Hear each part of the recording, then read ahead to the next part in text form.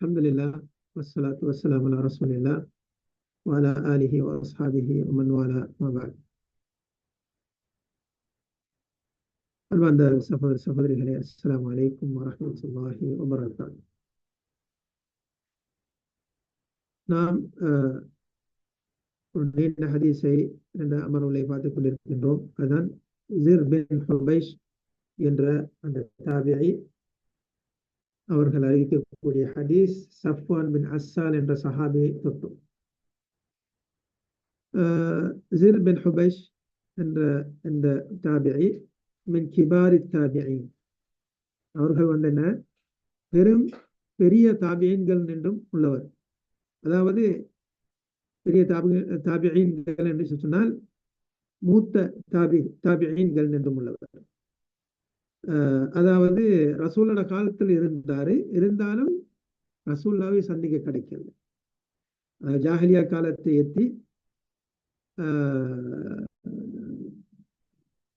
எத்தினார். ஆனால் ரசூல் ஸல்லல்லாஹு அலைஹி வஸல்லம் அவர்கள் ஒரு சந்திப்பு ஏற்படவில்லை. சஹாபாக்களை சந்திச்சிருக்கின்றார். இப்படிப்பட்ட அந்த தாபீன்களுக்கு முஹத்ரமீன் என்று சொல்லுவாங்க. சரிதானே? அப்ப இந்த ஸிர் பின் ஹுபைஷ் என்றவரும் அப்படிப்பட்ட ஒரு தாபிஈ. இவர் ஒரு பெரிய அறிவாளி, கூஃபா நகரத்தை சேர்ந்தவர் என்றெல்லாம் உலமாக்கள் கூறுகின்றார்கள். அப்படிப்பட்ட ஒரு அறிவாளியாக இருந்தும் கூட தனக்கு தெரியாத விஷயத்தை கேட்டு படிப்பதில் அவர் வெட்கப்படவில்லை என்பது மிக வரவேற்கத்தக்கதாகும். ஆகையால் தான் இங்கே சொல்றாங்க ஷேக் உசைமின் ஒமின்ஹா, இந்த ஹதீஸில் நாம் பிரயோசனம் பெறக்கூடிய பிரயோசனம் என்னவென்றால், அன்னஹு யன்பகி இதா அஷ்கல அலைஹி ஷைஉன் அன் யஸ்அல வ யப்ஹஸ அம்மன் ஹுவ அஅலமு பிஹாதா ஷை. ஒரு வீடியோ ஏதாவது ஒரு அதாவது விளங்கிக் கொள்ளக்கூடிய விஷயத்துல அறிவு விஷயத்துல ஒரு பிரச்சனை ஏற்பட்டால் அதை கேட்க வேண்டும், சம்பந்தமாக கேட்க வேண்டும், அதை ஆராய்ச்சி செய்ய வேண்டும், அதை பற்றி நல்ல முறையில் அறிந்தவரிடம் போய் நாம் கேட்க வேண்டும். ஹத்தா லா யப்கா ஃபீ கல்பிஹி ஹரஜும் மிம்மா சமிஅ. அப்படி கேட்டு அதை தெளிவுபட்டு விட்டால், ஏற்கனவே கேட்டு ஒருவரிடமிருந்து கேட்டிருக்கிறார் அந்த ஒரு விஷயத்தை, அதுல சந்தேகம் இருக்கும் என்றால் அந்த சந்தேகம் நீங்கிவிடும்.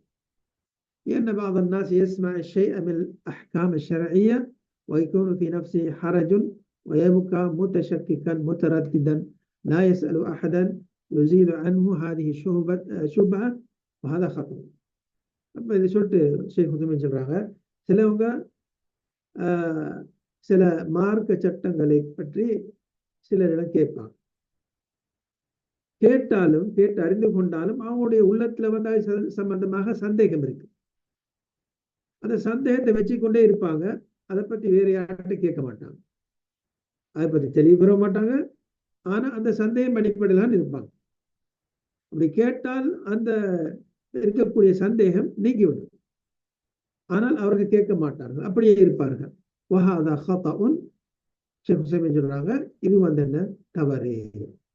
வல் இன்சானு யன்பகி லஹு அன் யஸ்அல ஹத்தா யஸில இலா அம்ரின் யத்மஇன்னு இலைஹி வலா யப்கா இன்தஹு கலஃபுன்.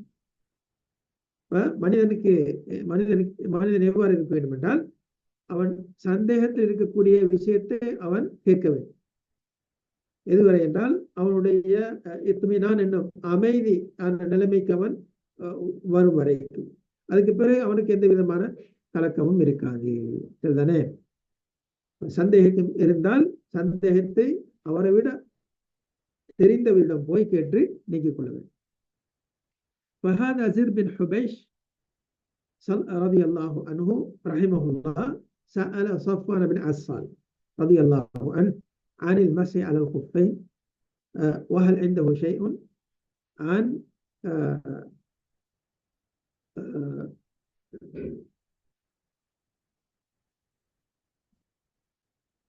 சஃப்வான் பின் அஸ்ஸால் என்ன சொல்றாங்க, இவர் என்ன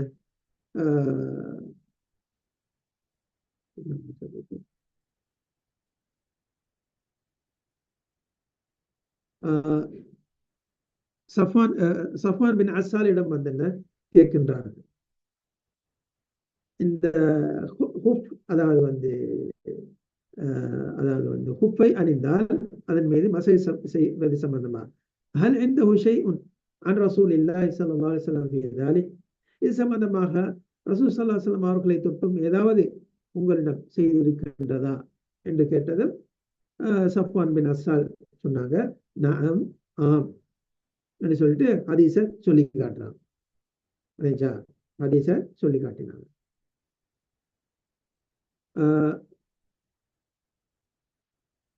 فهذا الحديث فيه ثبوت المسح على الخفين. இந்த ஹதீஸ்ல வந்து என்ன ஏற்கனவே சொன்ன பிரகாரம் குஃபனிந்தால் குஃபின் மீது மசை செய்யும் சம்பந்தமாக உறுதியான ஆதாரம் இருக்கின்றது. وقد تواترت الاحاديث عن الرسول صلى الله عليه وسلم في ذلك. அது மட்டுமல்ல, இது சம்பந்தமாக ரசூல் ஸல்லல்லாஹு அலைஹி வஸல்லம் அவர்களை தொட்டும் முத்தவாத்திரான ஹதீஸ்கள் வந்திருக்கின்றன. முத்தவாத்திரான ஹதீஸ்கள் வந்திருக்கின்றன. முத்தவாத்திர் என்று சொன்னால் அதாவது அதை அறிவிக்கக்கூடியவர்கள் என்ன எண்ணிக்கை அதை வரை இட முடியாது, அந்த அளவுக்கு பெரிய அளவுக்கு வந்து என்ன அறிவிப்பாளர்கள் இருப்பார்கள். அப்ப இந்த ஹதீஸ் வந்து என்ன தவாத்துராக வந்திருக்கின்றது. இவ்வாறு குர்ஆன் எங்களுக்கு முத்தவாத்திராக வந்திருக்கின்றதோ, அதாவது பெரிய அளவுல அறிவிப்பாளர்கள் வந்து என்ன ஒவ்வொரு கட்டத்திலே அவர்களுடைய எண்ணிக்கையை எண்ண முடியாது, அந்த அளவுக்கு வந்து என்ன அவருடைய அறிவு. அதே மாதிரிதான் இந்த ஹதீஸ்கள் இருக்கின்ற சில முத்தவாத்திரங்கள். இது போலதான் இந்த மஸ்ஹ் சம்பந்தமாக வந்திருக்கக்கூடிய ஹதீஸ்கள். وأخذ بهذا أهل السنة. அப்ப அஹ்லு சுன்னா வல் ஜமாத் உலமாக்கள் இந்த ஹதீஸை படி எடுத்துக் கொள்கின்றார்கள், அதாவது இந்த ஹதீஸ் படி அமல் செய்கின்றார்கள். حتى إن بعض أهل العلم الذين صنفوا في كتب العقائد ذكروا المسح على الخفين في كتاب العقائد. இதுவரை என்றால் சில உலமாக்கள் அகீதாவை பற்றி எழுதக்கூடிய உலமாக்கள், அகீதாவை பற்றி எழுதிய உலமாக்கள் அவர்களுடைய அந்த கிதாபுகள்ல கிரந்தங்கள்ல இந்த மஸ்ஹ் சம்பந்தமான செய்தியை சொல்றாங்க. மஸ்ஹ் எதோடு சம்பந்தப்பட்டு? ஃபிக்ஹோடு சம்பந்தப்பட்டு, ஃபிக்ஹோட சம்பந்தப்பட்ட ஒரு ஃபிக்ஹ் சட்டத்தோடு சம்பந்தப்பட்ட ஒரு மசாலா. ஆனால் இந்த இந்த இந்த மசாலாவை எங்க சொல்றாங்க? அகீதாவோடு, நம்பிக்கையோடு, ஈமான பத்தி பேசக்கூடிய, மறுமையை பற்றி பேசக்கூடிய அந்த நபிகள் நபிமார்கள் வேதங்கள் இவைகளை பற்றி பேசக்கூடிய இந்த அகீதாவுடைய கிரந்தங்களை இதை குறிப்பிட்டிருக்கின்றார்கள். ஏனெனில் ஷியாக்கள் இதை மறுக்கின்றார்கள். அவர்கள் வந்தன குஃபுகள் மீது காலுரைகள் அணிந்தால் அதன் மீது மசை செய்ய மாட்டார்கள், சரிதானே? ஆகையால் தான் இது நம்பிக்கையோடு ஒரு சம்பந்தப்பட்ட விடயமாகிறது. இதை மறுக்கிறது வந்து கூடாது, நம்பிக்கையை வந்து ஈமானை பழுதாக்கும் என்ற ரீதியில இதை அகீதாவுடைய கிதாபுகள்ல இதை எழுதியிருக்கின்றார்கள். இந்த பாடத்தை பலம் யுஸ்பிது அல் மஸ்ஹ் அலல் குஃபைன், அதாவது ஷியாக்கள் வந்து என்ன மஸ்ஹ் வந்து அதை தனிப்படுத்த மாட்டார்கள், அதை ஏற்றுக்கொள்ள மாட்டார்கள், அதை மறுக்கின்றார்கள். வலஅஜபு அன்ன மிம்மன் ரவா அல் மஸ்ஹ் அலல் குஃபைன் அலி இப்னு அபி தாலிப் ரலியல்லாஹு தஆலா அன்ஹு. ஆச்சரியமான விஷயம் என்னென்றால், கிதாபாசிரியர் சொல்றாங்க, ஆச்சரியமான விஷயம் என்னென்றால் இந்த மஸ்ஹ் இருக்கின்றதே இது அலி ரலியல்லாஹு தஆலா அன்ஹு அவர்களை தொட்டும் அறிவிக்கப்படுகிறது. அலி ரலியல்லாஹு தஆலா அன்ஹு அவர்களை தொட்டும் இந்த செய்தி வந்திருக்கின்றது, சரிதானே? அப்படி இருந்தும் கூட அவர்கள் அலியை வந்தன போட்டி புகழக்கூடியவர்கள், அலி ரலியல்லாஹு தஆலா அன்ஹு அவர்களை போற்றி புகழக்கூடிய ஷியாக்கள் தங்களுடைய இமாமுடைய செய்தியை கூட அவர்கள் ஏற்றுக்கொள்ள மாட்டார். அதுதான் பெரிய ஆச்சரியமான விடயம் என்று ஷேக் உசைமீன் அவர்கள் சொல்றாங்க. இதனே وَمَعَ ذَلِكَ هُمْ يُنْكِرُونَهُ وَلَا يَقُولُونَ بِهِ فَكَانَ مَسْحُ عَلَى الْخُفَّيْنِ من شعار أهل السنة ومن الأمور المتواترة عندهم التي ليس عندهم فيها شك அன் ரசூலில்லாஹ் ஸல்லல்லாஹு அலைஹி வஸல்லம். அவர்கள் அதை மறுக்கின்றார்கள், அதை ஏற்றுக்கொள்கின்றார்கள் இல்லை. ஆனால் அஹ்லு சுன்னா வல் ஜமாஅ அவர்கள் இதை ஒரு சின்னமாக காட்டுகின்றார்கள். மஸ்ஹ் அல் குஃபைன், குஃப் அணிந்தால் அதன் மீது மஸ்ஹ் செய்வது இது ஒரு சின்னமாக அவர்கள் கருதுகின்றார்கள். அடுத்தது இது முத்தவாத்திரான செய்திகள் என்றும் உள்ளது, அதிலே எந்தவித சந்தேகமும் கிடையாது என்று ஷேக் ஹுசைன் அவர்கள் கூறுகின்றார்கள். وقال الإمام أحمد, இன்னும் இமாம் அஹ்மத் பின் ஹம்பல் ரஹிமஹுல்லா அவர்களுடைய கூட்டை இங்கே சொல்லி காட்டுறாங்க. அவங்க என்ன சொல்றாங்க? லைஸ ஃபீ கல்பி மினல் மஸ்ஹி ஷக், என்னுடைய உள்ளத்துல மஸ்ஹ் சம்பந்தமாக மஸ்ஹ் என்றும் எந்த ஒரு சந்தேகமும் கிடையாது. குஃப் அணிந்தால் குஃபுக்கு மேல் மஸ்ஹ் செய்வது விடயத்துல எனக்கு எந்த ஒரு சந்தேகம் என் உள்ளத்துல கிடையாது. அவுகால் அல்லாஹ் சொன்னாங்க, ஷைஉன் ஃபீஹி 40 ஹதீஸன் அன் நபி ஸல்லல்லாஹு அலைஹி வஸல்லம் வஅஸ்ஹாபி. இது எப்படிப்பட்ட ஒரு விடயம் என்றால், இதுல ஒரு 40 ஹதீஸ் ரசூல் ஸல்லல்லாஹு அலைஹி வஸல்லம் மற்றும் சஹாபாக்களை தொற்றும் வந்திருக்கின்றது என்று சொல்றாங்க. வலாக்கின் லா புத்த மின் ஷுரூத் ஜவாஸில் மஸ்ஹ் அல் குஃபைன். இருந்தாலும் இந்த மஸ்ஹ் செய்வது, குஃப் மீது மஸ்ஹ் செய்வது அல்லது காலுறை மீது சொக்ஸ் மீது மஸ்ஹ் செய்வதற்கு பல நிபந்தனைகள் இருக்கின்றன. அந்த நிபந்தனைகளை பார்ப்போம். முதலாவது நிபந்தனை, அன் யதஅஹுமா அலா தஹாரத்தி, இந்த காலுறை அணியும் போது சுத்தத்தோடு கால்களை தூய்மையான நிலைமையில், கால்கள் தூய்மையான நிலைமையில் அணிய வேண்டும். யதஅஹுமா அலா தஹாரத்தி, அந்த குஃப் ரெண்டையும் அணிய வேண்டும் சுத்தமான நிலைமை மீது. ஏன் நபி ஸல்லல்லாஹு அலைஹி வஸல்லம் قال للمغيرة بن شعبة رضي الله تعالى عنه, ரசூல் ஸல்லல்லாஹு அலைஹி வஸல்லம் அவர்கள் உது செய்தார்கள். உது செஞ்சு கொண்டிருக்கும் போது முகீரா பின் ஷுஅபா ரலியல்லாஹு தஆலா அவர்கள் அராத அன் யன்ஸஅ குஃபை அன்-நபி ஸல்லல்லாஹு அலைஹி வஸல்லம், ரசூல் ஸல்லல்லாஹு அலைஹி வஸல்லம் அவர்களுடைய குஃபை கலட்ட முயன்றார்கள். அவங்க என்ன நினைச்சாங்க? ரசூலுல்லாஹ் உது செய்றாங்க, கால்களை கழுவுவார்கள். ரசூலுல்லாஹ் குஃப் அணிந்திருந்தாங்க, ஏற்கனவே குஃபும் அணிந்திருந்தாங்க. அப்ப முகீரா பின் ஷுஅபா ரலியல்லாஹு தஆலா என்ன செய்றாங்கன்னால், ரசூலுல்லாஹ் இப்ப என்ன செய்வாங்க? காலக்கல் ஆகையால் வந்து என்ன, குஃபை நான் கலட்டுவோம் அப்படி சொல்லி குனிகிறார்கள். குனிந்து குஃபுகளை கலட்ட முயன்றதும் ரசூலுல்லாஹ் சொன்னாங்க, தஅஹுமா, அவ்விரண்டை விட்டு விடு, ஃபஇன்னி அத்கல்துஹுமா தாஹிரத்தைனி, ஏனெனில் நாம் இரண்டையும் சுத்தமான நிலைமையில் தான் நுழைய வைத்தேன். அதாவது என்னுடைய கால் இரண்டையும் சுத்தமான நிலைமையில் அதில் நான் நுழைய வைத்தேன். மஸஹ அலைஹிமா, ஏனைய அங்கங்களை கழுவிவிட்டு அதன் மீது ரசூலுல்லாஹ் மஸ்ஹ் செய்தார்கள். ولا فرق بين أن تكون هذه الطهارة قد غسل فيها أو غسل فيها الرجل أو مسح فيها على خف سابق. இங்க ஒரு மசாலா அப்படி சொல்ல போறாங்க. இப்போ ஒரு ஆதாரத்தை வச்சாங்க, ரசூலுல்லாஹ் வந்து என்ன, குஃப் மீது சுத்தமான நிலைமையில், அதாவது வந்து முதலாவது நிபந்தனை சுத்தமான கால்கள் சுத்தமான நிலைமையில் அணிய வேண்டும். காலும் சுத்தமாக இருக்கணும், அந்த குஃபுகளும் வந்து என்ன சுத்தமாக இருக்கணும். சரியா? அப்படிப்பட்ட நிலைமையில அணியணும். சரியா? அணிந்ததுக்கு பிறகு அது சம்பந்தமாக ஆதாரம் வச்சாங்க.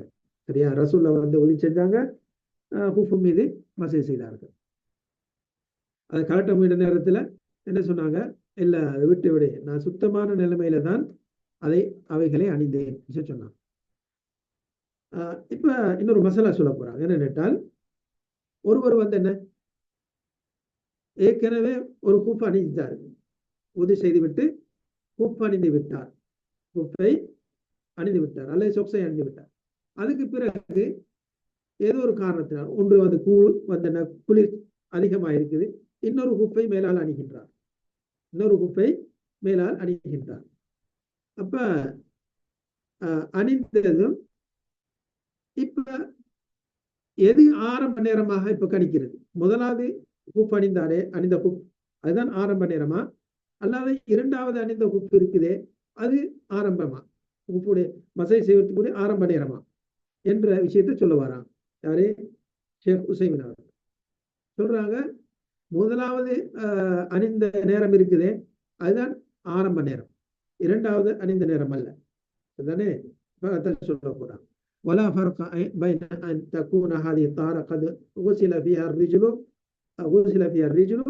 أو مسح فيها على خف سابق. சரியா? அப்ப இதுல வந்து என்ன, கால்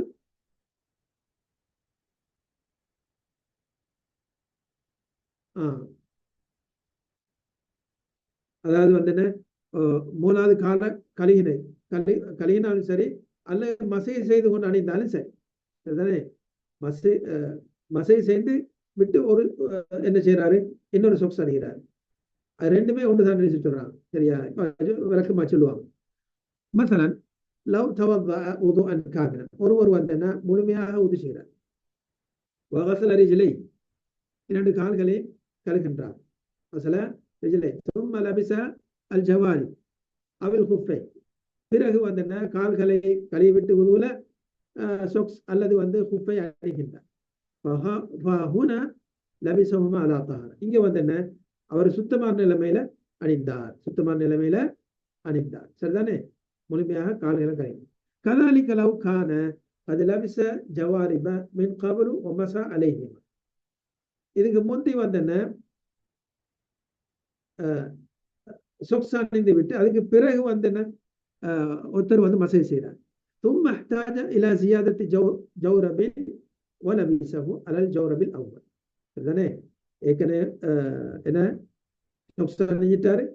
சரியா? சொக்ஸ் அணிஞ்சிட்டு மசை செஞ்சிட்டாரு ஒரு தடவை. மசை செஞ்சதுக்கு பிறகு இப்ப வந்து இன்னொரு சொக்ஸ் அணியணும் என்ற நிலைமைக்கு வந்துட்டார். கூதல் அதிகமாயிருக்குன்னு வச்சுங்க. சரியா? கூதல் அதிகமாயிருக்கு அல்லது வந்து என்ன வலி அதிகமாயிருக்குது, இன்னொரு சொக்ஸை அணிகின்றார். அணிஞ்சிட்டா ثم احتاج الى زياده جورب لبسه على الجورب الاول الذي مسحه وهو على طهارة فانه يمسح على الثاني. இப்ப அவர் வந்து என்ன இரண்டாவது சொக்ஸின் மீது மசை செய்வாரு. لكن يكون الابتداء المدة من المسح الاول على الاول لا المسح على الثاني. சரிதானே? இப்ப இரண்டாவது சொக்ஸ் அணிந்தால் இரண்டாவது சொக்ஸின் மீது மசை செய்யலாம். ஆனால் மசகுடைய ஆரம்ப நேரம் எது? முதலாவது சொக்ஸ் அணிந்து விட்டு மசை செஞ்சாரு, அதுதான் ஆரம்ப நேரம். அல்லது உது செய்து விட்டு மசை செய்தாரு, அதுதான் ஆரம்ப நேரம். சரிதானே? அதுக்கு பிறகு ஒரு சொக்ஸை அணிந்தால் அதுல மசை செய்தால் அது ஆரம்ப நேரம் அல்ல. சரிதானே? இதுதான் சொல்ல வரோம். சரி. وهذا هو القول الصحيح, இதுதான் சரியான கூட்டு. இதுதான் சரியான கூட்டுன்னு சொன்னால் இதுல என்ன விளங்குது? இதுல கருத்து வேறுபாடு இருக்குது போல இருக்குது. இன்னொரு கருத்து இருக்குது போல. ஆனா இதுதான் சரியான கருத்து என்று சொல்றோம். அன்னஹு இதா லபிஸ குஃபன் அலா குஃபின் மம்சூஹின் ஃபஇன்னஹு யம்ஸஹு அலல் அஅலா லக்கின்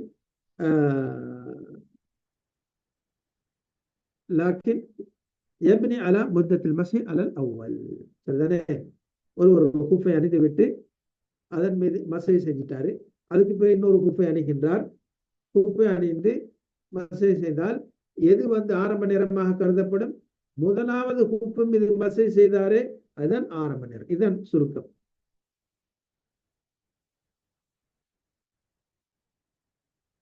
ولا بد ايضا ان تكون طهارة بالماء.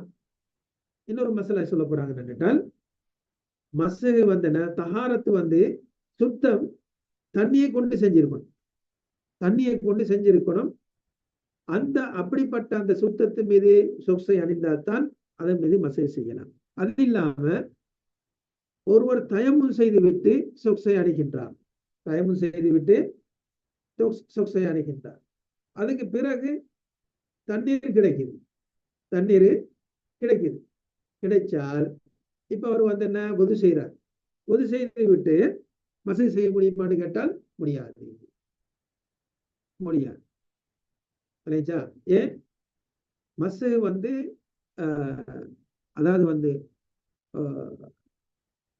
ஒழு செய்யும் போது அங்கங்களை சுத்தம் தண்ணீரை கொண்டு சுத்தம் செய்தோம்.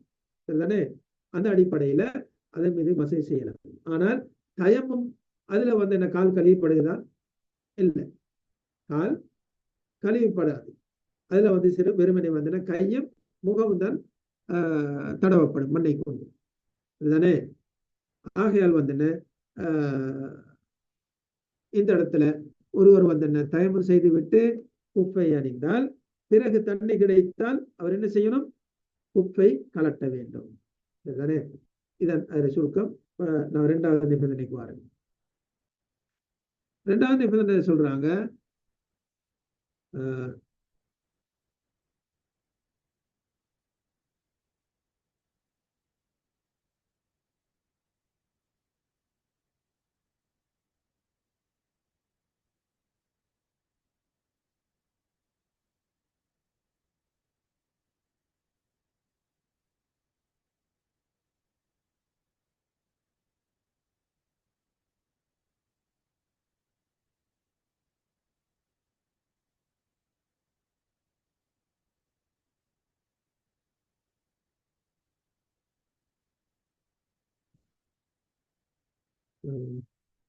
நாளைக்கு இதோட முடிச்சுக்கோம்.